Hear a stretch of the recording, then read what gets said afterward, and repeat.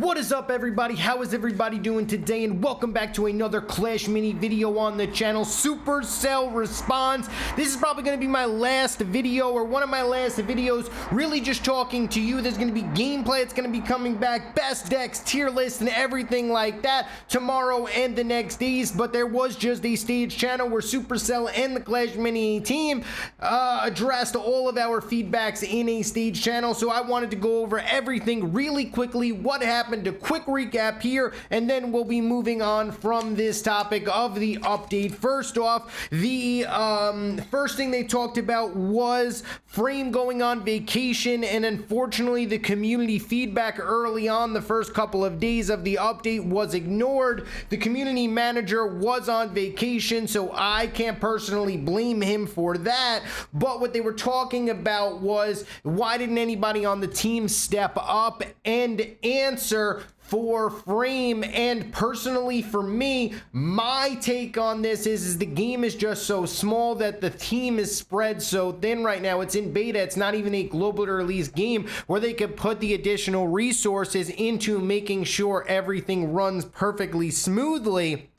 And I think this was just overlooked. The Clash Mini team said that they were seeing, responses on Discord and everybody being a little upset about the update. And they said in the future they would be better at covering for Frame if he ever does step away. Next up, they talked about the progression system being too complicated. And pretty much what their response was to this was that they wanted to have players level up all of their heroes kind of evenly. I do agree that they wanted to have everybody pretty much have a level 10 hero with the common and the rare shards, so you can slowly go up, where the epic was the premium. But I think instead of having a super complicated system where you have 3 different ones, why don't you bring back what we originally had, where you were able to get heroes inside of chests, so specific heroes inside of chests. Let's bring that back. Almost, I even kind of want like the daily chests that you can get for free just for playing, where when you open them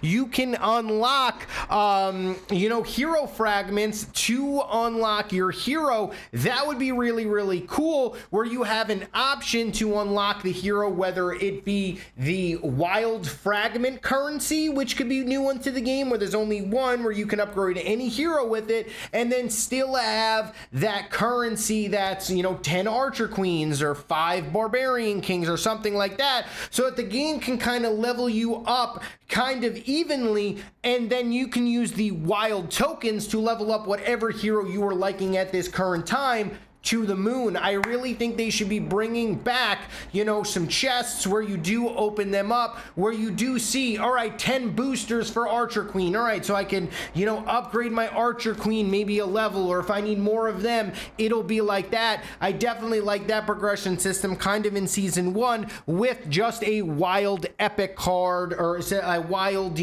token that's kind of like an epic token now that is inside of the game. But that's kind of what they said about that. Next up is going to be free gems. I said about the, let me just really clarify what I just said. I just said that they should re-implement the Season 1 with the Archer Queen and the Barbarian King and everything like that. They said their main focus is leveling up players, and they still were going to look into the best way to do that. That was my suggestion with those hero fragments. Next up is going to be the free gems that they talked about. They're not sure if they will ever come back. Too many free gems were given, and they want to be very exclusive currency. They will take the community feedback into play. I honestly think they personally will be coming back in the future. I think that they just need to find a way to make it viable for where the free gems will be. I think they should be in the mini pass. I think they should be in these event passes, just a little bit, so that free-to-play players can slowly gather them up in time, so they can, someday purchase a skin with them. But other than that, they want free gems to be a super premium currency, and that's just what their take was on that. They're going to be listening to community feedback. They then talked about fun boxes. Big no-no. They were taken out, and possible compensation for them potentially. I kind of want them to somehow do some compensation for the players that did spend a ton. I personally spent so many gems for the fun boxes, and honestly, now that they're taken out of the game and that there will be Archer Queen skin and everything like that, I don't even know how many I opened. I had to have probably opened up at least 40 plus. If you do the math there on the crystal coins, or if you just put that with gems, that's just a lot of gems that I personally spent. What is that, like 3,200 at least gems that I spent on the fun box? I still don't have the Archer Queen skin as far as that is concerned. So fun box is definitely a big no-no. They agreed that was a mistake. No big deal there. Hopefully they do compensate us in the future. Skin prices were the next thing they talked about. The unreasonable pricing of the skins right now. They're going to look at the data. They're going to see who bought what. They're going to see how much they can get for pricing out the skins, and so on and so forth. The art team wants to do super polished skins. That's why they are super high quality, and they feel like the prices represent the team's hard work that they've been putting into these skins. And personally, for me, I don't think every single skin needs to be awesome. I think we could have, some Celestial Archer skins that are super cheap, some, Gravedigger Miner skins that are super cheap, some other skins that are just super basic and easy. I mean, the Electro Wizard skin, I understand that that's a super basic skin, but if you put, a skin out like that where you spend a little bit less time, you put that skin for 99 cents or something like that, a super cheap skin, or, 4 gems, like a very, very low entry skin, I think that would be pretty cool. You can also, in a couple of months, put that in an event pass at the end or something like that, just something super small to where you don't need to have these super crazy astral skins that are just absolutely phenomenal. They look awesome. They're great and all, but most people who are free-to-play players are not going to care about that. Yes, the people who are going to play are going to buy those skins that spend money, but you're going to have a lot of the player base not be able to have skins that are very, very, very cool. And I think that is also an issue. I think that you are going to need to have somewhere down the line where you do make, like, let's just say an astral skin or a really super cool skin that free-to-play players are going to be able to access. I understand that they do need money for the skins and the art team for them working on that, but I do think somehow, some way, there needs to be a skin that free-to-play players are able to access somehow, some way that they get. I don't think free-to-play players need to be accessing all of them or anything like that, but maybe like 1 or 2, a year-ish that they could be able to access to would be really, really nice. Next up, we have the balance changes that were not said prior to the update.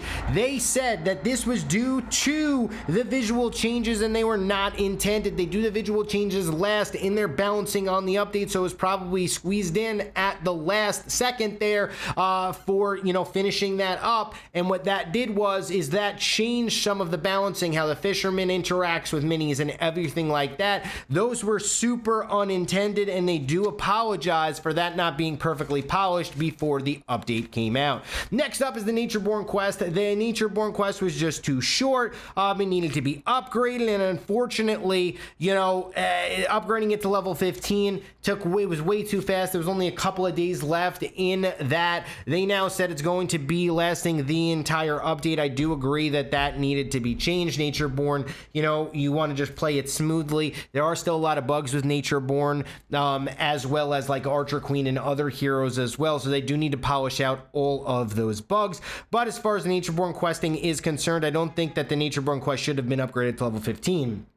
That shouldn't have been the quest. I think it should have been level 10 because that's actually very obtainable with the common and rare shards, especially for free-to-play players and especially for players in Ireland. Maybe even level 7, level 8 would have been better for that. The ELO change, which means the ladder change of how many trophies you get per win and loss. That is what ELO change means. That is what estimated, ladder level or however you want to consider that terminology. I just want to break that down to you, make that super simple. What it means is how many trophies you get per win and per loss. I personally think Update 4 was our best ladder system for the best players in the game, and I think that needs to come back. They said they're going to take Update 6 to evaluate going forward what they're going to do with this, but personally, in my opinion, they need to go back to Update 4, how it was then. But I think it should be gated. Let's just say I honestly like this current system that they have up until, let's just say, 3,000 trophies. Once you get to 3,000 trophies, that's going to be, you know, the top players.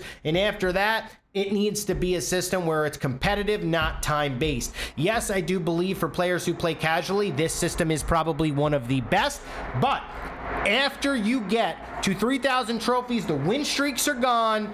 Everything is gone. It's like update 4, where it was just pure skill based. You know, pretty much just take update 5 without the win streak bonus. And that is what I know a lot of other competitive players agree with me on this, that this is definitely the best way to go. You know, have it so that it's super competitive based at the top, but have that to where it's only the top players can achieve that to even unlock that. That way, you know, it really doesn't interfere with any of the casual players. It doesn't interfere with any, you know, of the players that just want to play the game for fun and everything like that. The next thing I want to talk about is the Countess being unlocked for gems only. I personally don't have a problem with this. The only problem that I do have is that there are no free gems. So that in turn means I have a problem with the Countess being unlocked for gems. I think there should not be a hero that is 100% gated behind a paywall. I think that's super unhealthy for the game, and I think that needs to be removed. If there is not free gems where I can get a Countess, I do not believe that there should be any hero behind free gems. I think that was just an overlook from the team. I'm almost positive they are going to be changing this just because I think that is super unhealthy for the game. But thank you guys so much for watching this YouTube video. I love each and every single one of you guys. I hope that you guys took this video and learned something from it from the Stage channel. Thank you for the Clash Mini team for addressing everything to us. But I love you guys. Take it easy, and I will see you guys tomorrow for my next video.